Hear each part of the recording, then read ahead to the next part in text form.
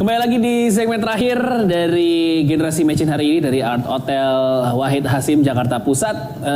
Ngomongin soal perundungan di sekolah atau bullying di sekolah. Kita punya waktu sedikit lagi nih, mungkin untuk sekalian closing statement juga menanggapi bullying baik korban ataupun pelaku. Apa yang harus dilakukan sebagai orang dewasa? Dari Ibu dulu mungkin Bu, silakan Bu. Jadi di sini ada dua kategori. Kebanyakan orang, kebanyakan murid itu netral-netral saja. Oke. Sebagian kecil dari murid-murid itu adalah murid yang mudah dibullying, entah karena sifatnya atau karena dia kelemahannya. Tapi ada sebagian yang justru melakukan bullying. Jadi dua-duanya harus diberikan perhatian khusus dan jangan sampai, terutama pada mereka melakukan kekerasan, jangan sampai orang tuanya begitu mudah intervensi ke guru sehingga akhirnya anak itu malah gurunya dipersalahkan. Jadi di sini mungkin kalau sudah dengan kekerasan perlu juga bantuan aparat, tapi aparat juga ya sebagaimana sekarang terkenal itu belum tentu bertindak adil. Jadi keadilan, tindakan adil dari aparat itu juga sangat dibutuhkan. Maka perlu level yang lebih tinggi untuk mengatasi jika aparat tidak berbuat sebagaimana seharusnya. Tapi caranya yang lebih mudah adalah guru-guru itu kalau ada seorang anak yang kira-kira melakukan banyak kekerasan, maka kita bisa bayangkan anak itu sangat mungkin punya kekuatan dari orang tuanya. Maka guru itu bergabung rame-rame mengatasi anak itu. Kalau perlu rame-rame melaporkan ke aparat. Jadi akhirnya tidak ada guru yang bisa dipersalahkan atau dipersalahkan secara rame-rame. Karena kelihatannya kita lihat di jalan juga kalau seorang diri itu dalam situasi sekarang itu sepertinya sulit sekali. Kita bisa melihat beberapa penganiayaan yang sangat jelas, tapi yang mengetahui adanya penganiayaan itu tidak berani lapor.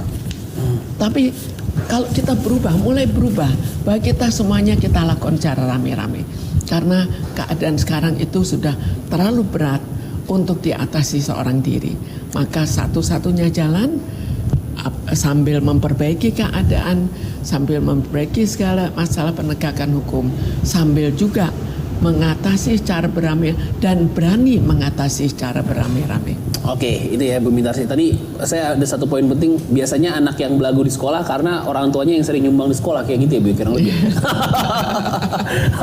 Iya, seingat saya teman saya kayak gitu soalnya Bu. Pak Indra, silakan Pak Indra, sekalian closing statement Pak. Ya, kalau dari saya tetap berpendapat bahwa bullying itu nggak akan bisa hilang. Bahkan tadi saya sampaikan bagian dari budaya kita saja ada bulinya di sana. Jadi garis yang harus ditarik adalah pidana, kriminal atau tidak, kan gitu. Itu dulu. Jadi segala satu yang tindakan kriminal ya memang harus diurus secara hukum. Nah, sisanya itu bisa diedukasi kepada anak-anak. Kalau kita ngeliat kasus di Purworejo itu kan terjadinya pada anak ABK, anak berkebutuhan khusus kan. Hal ini sering terjadi saat anak itu yang membuli nih ya tidak paham keberagaman. Ini tugasnya guru untuk menjelaskan dia berbeda, tapi dia saudara kamu juga loh, dia teman kamu juga loh yang ini. Ini kan urusan keberagaman yang mereka tidak tahu, kan merasa beda akhirnya dibully kan begitu. Jadi ini peran edukasi memang sangat penting. Nah, untuk bisa tahu ke dalamnya kita butuh betul-betul guru penggerak, guru-guru yang mau betul-betul memahami kebutuhan anak-anaknya, mendorong anak-anaknya untuk bisa menjadi SDM unggul. Jadi tahu problemnya, bagaimana cara memberikan contoh, berada di tengah-tengah mereka dan bisa memberikan motivasi. Dan caranya nanti bisa macam-macam, termasuk kalau memang ya kalau dulu ini kan sekolah saya sekolah cowok semua ya kan. Kalau perlu malah dibikinin ring tinju. Atau disuruh karate ini komite kan gitu loh sekalian, abis itu selesai kasih panggungnya sekalian ini kan gitu. Jadi tapi aturan-aturannya benar-benar kayak aturan tinju, kayak aturan ini bukan barbar kan begitu. Jadi malah bermanfaat gitu. Siap. Intinya peran guru pun harus aktif sebagai bukan cuma sekedar pengajar tapi juga pendidik itu ya kurang lebih ya. Silakan terakhir Pak Erlangga sekalian closing statement juga Pak. kita dari Kementerian Pendidikan dan Kebudayaan itu memang lagi melakukan penataan untuk seluruh satuan pendidikan seluruh Indonesia. Dan penataan ini tentu akan terus dilakukan dan bertahap tergantung pada bidangnya. Kalau sekarang yang sudah kita keluarkan itu kan bidang untuk pendidikan dasar dan menengah. Lalu kemudian untuk pendidikan tinggi. Sekarang mahasiswa boleh ambil kuliah di luar prodi selama 3 semester. Ini juga satu terobosan yang baru dan juga bisa menjadi alternatif menghubungkan antara dunia pendidikan dengan dunia industri ya sama dunia usaha. Jadi dan juga kita kan ke depan juga harus menciptakan SDM unggul sekaligus juga merespon terhadap berbagai macam sumber-sumber potensi yang ada di seluruh Indonesia dan dunia. Lalu kemudian yang ketiga, ada terobosan baru lagi sekarang untuk pembiayaan dana BOS. Itu kan sekarang dari Kementerian Keuangan langsung ke setiap sekolah, jadi nggak melalui pemerintah daerah lagi.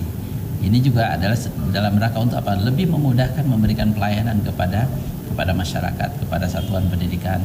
Ya, lalu kemudian juga pemberian gaji guru honorer juga itu bisa dipergunakan sampai 50%. Jadi sebenarnya kebijakan-kebijakan Kementerian Pendidikan dan Kebudayaan ya, itu memang sedang kita gorong. Dalam konteks yang bullying ini ya kita berharap bahwa setiap satuan pendidikan itu betul-betul menerapkan ya pendidikan yang berdasarkan pada nurani, pada hati. Pendekatan hati itu menjadi sangat penting. Ada kedekatan hati antara guru dengan murid. Ada kedekatan hati antara guru dengan orang tua. Ada orang tua juga kedekatan hati dengan anaknya juga. Seringkali juga antara orang tua dengan anak juga masing-masing ya. Dan juga dengan pengelola yang ada di satuan pendidikan di sekolah. Dan itu menjadi sangat penting karena apa? Bahwa anak didik itu tidak boleh dilihat sebagai hal yang seragam. Semua punya kompetensi yang sama, punya karakter yang sama. Bahwa setiap anak didik itu punya karakter yang berbeda, oleh karena itu harus bisa dideteksi sejak awal. Jadi ketika awal itu mestinya harus ada assessment. Di tengah harus ada assessment tentang karakter. Bukan hanya guru BP saja yang mendeteksi, setiap guru itu harus punya kemampuan menjadi konseling, melakukan konseling. Ya, bisa mendeteksi tentang perilaku, tentang kecenderungan psikologis. Anak itu harus bisa dideteksi. Supaya apa? Supaya guru bisa melakukan intervensi. Ya, intervensi apa? Misalnya ada kelainan-kelainan psikologis yang dihadapi oleh anak itu, langsung guru bisa melakukan rapat, menciptakan suasana tertentu yang akhirnya kan di keluarga juga kadang-kadang misalnya kasus yang SMP ya, yang di Ciracas itu kan, itu kenapa? Karena problem keluarga nggak terdeteksi, lalu kemudian dia bunuh dirinya di sekolah kan gitu ya. Jadi ini yang barangkali memang kita nggak bisa menyalah-nyalahkan, ini salah guru, menyalahkan ini salah orang tua, menyalahkan ini salah anak. Enggak, semua kita cari solusi dan melakukan pendekatan yang betul-betul pendidikan ini adalah tanggung jawab kita semua dan harus dengan menggunakan pendekatan hati.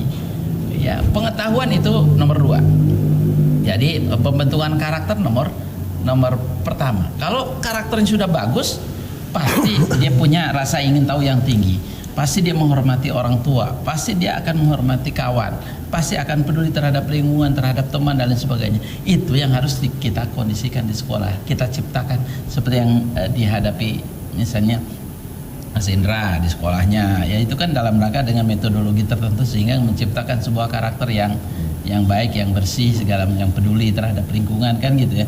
Ibu juga kan gitu yang pendekatan psikologi, jadi bukan hanya pendekatan hukum kan gitu. Pendekatan di sekolah itu jangan pakai pendekatan hukum. Karena pendekatan hukum itu semua pasti bisa dipersalahkan. Jadi jangan salahkan satu sama lain.